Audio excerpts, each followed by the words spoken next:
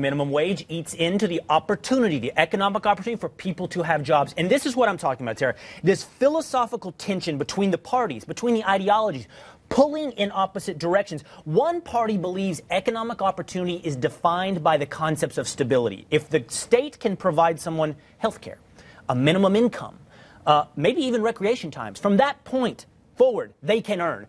The other party, the other philosophy believes you move forward from a position of instability. If you have the fear of God in you, that is when you put your ass in gear. That is when you work. With those two philosophies pulling opposite directions, you're never going to reconcile a minimum wage or Obamacare. Well, no, because they're philosophies, and it's interesting, that clip you show someone, Mika, who's never doesn't know anything about building wealth or creating jobs or running a business model, asking the richest man in the world about whether minimum wage works or doesn't. He knows all about what it is to run a business, create wealth, create jobs. And he said to her, no, that's not the answer. Because the philosophies you're talking about, they are, one works in practical application, the other one works in ivory tower theory, how you wish things would be. And political application. And political, yes. This is the pitfall of central planning, is that the only way to make central planning better is with more central planning. The only way to intrude upon the economy in an effective manner is to increase your intrusions constantly, because you create dislocations. This is Hayek, everybody. We know that. And when you look at your polls, by the way, independents, I thought this was very interesting,